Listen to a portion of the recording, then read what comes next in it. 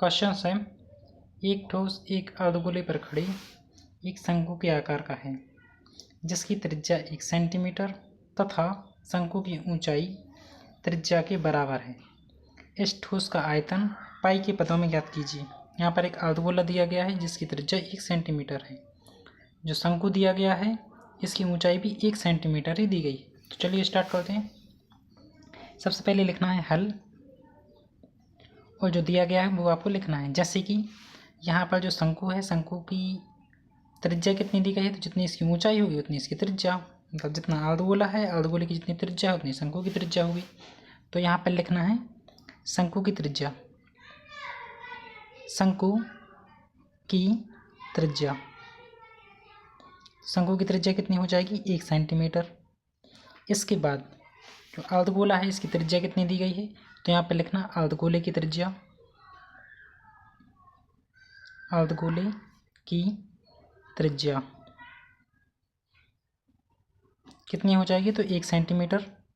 इसके बाद जो शंकु है इसकी ऊंचाई कितनी है, तो 1 सेंटीमीटर है। यहाँ पर आ जाएगा शंकु की ऊंचाई, ऊंचाई बराबर कितनी आ जाएगी, तो 1 सेंटीमीटर, ये भी दी गई। आपको क्या निकालना है, तो ठोस का आयतन निकालना है। यहाँ पर आ जाएगा ठोस का आयतन। ठोस का आयतन निकालने के लिए यहाँ पर इसका क्वेश्चन मार्क कर देते हैं। ठोस का आयतन निकालने के लिए यहाँ पर एक फार्मूला आपको लिखना पड़ेगा। यहाँ पर आपको शंकु का आयतन और अर्धगोले का आयतन ऐड करना पड़ेगा। तो यहाँ पर लिख देते हैं ठोस का आयतन, क्योंकि आप ठोस का आयतन ज्ञात कर रहे हो। तो ठोस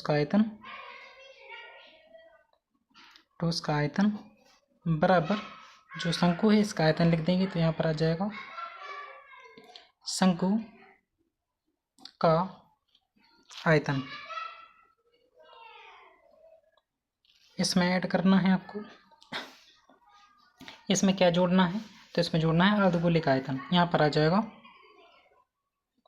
अर्धगोले का आयतन।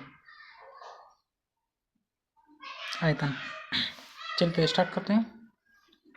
शंकु का आयतन क्या होता है, तो शंकु का आयतन होता है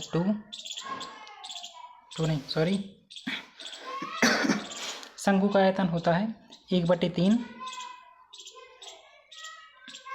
पाई आर स्क्वायर एच।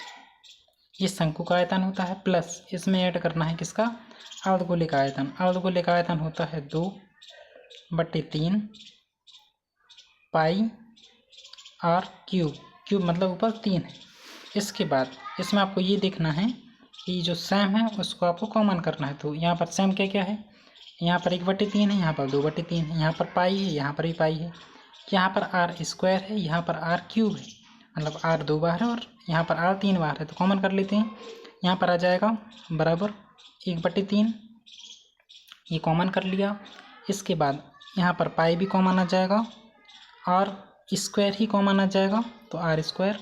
कोष्टक में क्या बचेगा, तो यहाँ पर है एच, सैम आ जाएगा, प्लस यहाँ से 1 बाहर आया है, 1 का 2 में भाग देंगे तो 2 ही बार जाएगा, तो मतलब यहाँ पर 2 बचे।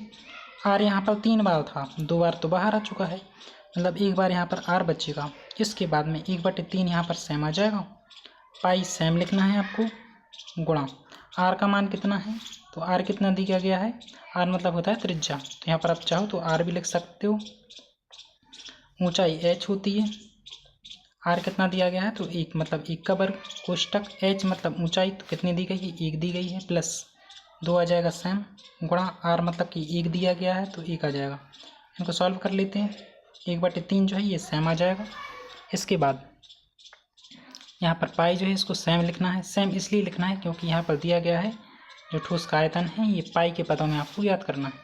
तो यहाँ पर पाई सैम आ जाएगा। इसके बाद 1 का स्क्वायर 1 ही होता है और 1 का गुणा पाई में करना है आपको। इसके बाद कोष्टक 1 सैम रहेगा, प्लस 2 का 1 में गुणा करो, 2 एकम 2 आ जाएगा। इसके बाद यहाँ पर कर देते हैं, तो यहाँ पर आ जाएगा 1/3, यहाँ पर सैम आ जाएगा, पाई भी सैम आ जाएगा, पाई का 1 में गुणा किया तो पाई ही आ गया। इसके बाद गुणा 2 और 1 होता है 3, तो यहाँ पर आ जाएगा 3, 3 से 3 हो जाएंगे कैंसिल और पाई का हो जाएगा 1 में गुणा, तो यहाँ पर आ जाएगा पाई, और ये आपका आंसर रहेगा।